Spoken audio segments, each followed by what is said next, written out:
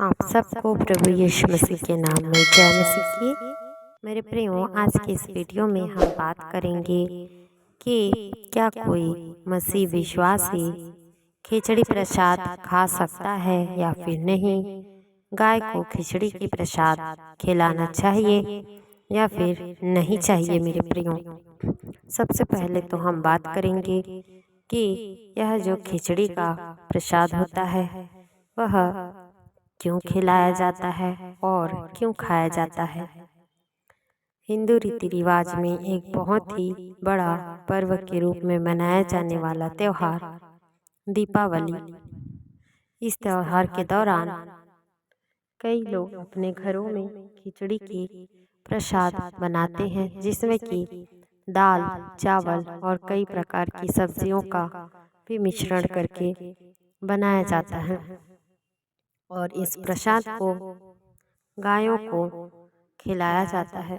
वैसे तो मेरे प्रियो, आज के इस भाग दौड़ भरी जिंदगी में कई ऐसे शहरों में मैंने अपनी आँखों से देखी है कि गायों को और बैलों को यदि फल के दुकान के सामने या किसी भी होटल के सामने चले जाते हैं तो उन्हें बहुत ही बेरहमी से मारा जाता है, पीटा जाता है, यहाँ तक कि उनके हाथ पैर तोड़ दिए जाते हैं और कई प्रकार के शरीर में जख्म भी मुझे देखने को मिले। और मेरे प्रियो, वो गाय और बैल किसी और वजह से नहीं, सिर्फ और सिर्फ भूख के वजह से किसी दुकान के सामने झिल्ली, पॉलीथीन, पेपर और कई ऐसे कचड़े खा रहे होते हैं, जिनको कि देखकर मनुष्य इतना क्रोधित हो जाते हैं और उन्हें मार मार कर वहाँ से भगा दिया जाता है। परंतु इस त्योहार के दौरान, जो यह दीपावली का त्योहार है, इस दौरान गायों को खोजा जाता है, ढूंढा जाता है, एक ईश्वर का दर्जा देकर लोग उसे पूजते हैं। परंतु मेरे प्रियो, कोई भी गाय या इसी प्रकार से गोबर या फिर पेड़, पत्थर ईश्वर नहीं कहला सकता। मेरे प्रियो, सच्चा ईश्वर सिर्फ यीशु मसीह है। यीशु मसीह का वचन में लिखा है कि मार्ग, सत्य और जीवन मैं ही हूँ। परंतु मेरे प्रियो, लोग अपने पूर्वजों, दादा परदादाओं से करते आ रहे रीति रिवाजों को देखते हुए अपने जीवन में लागू करते हैं और उसी रीति रिवाज को दोहराते हैं।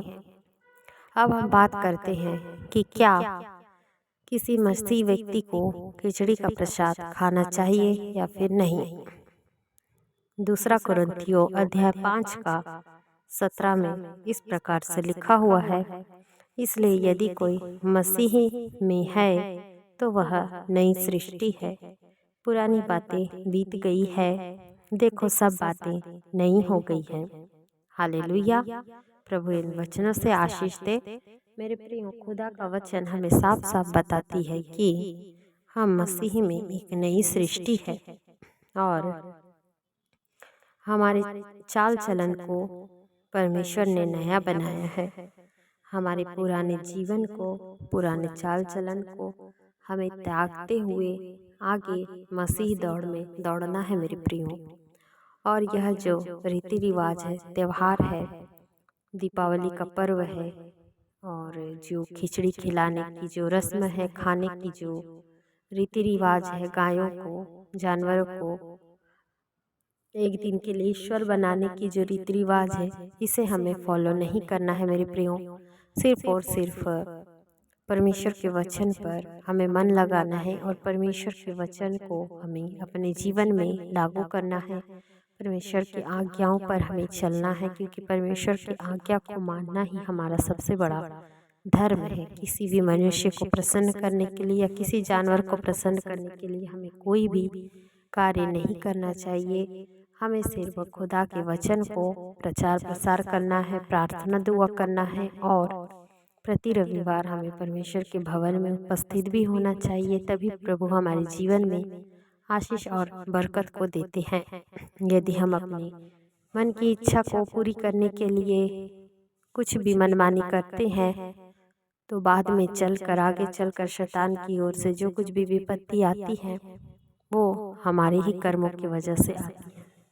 आशा करती हूँ मेरे प्रियो, इस वीडियो से आपको आपके प्रश्नों की उत्तर मिल गई होगी। मिलते हैं अगले वीडियो में। वीडियो अगर अच्छी लगी हो, लाइक शेयर और सब्सक्राइब करना ना भूलें। प्रभु इन वचनों से आप सभी को आशीष दे। आमीन।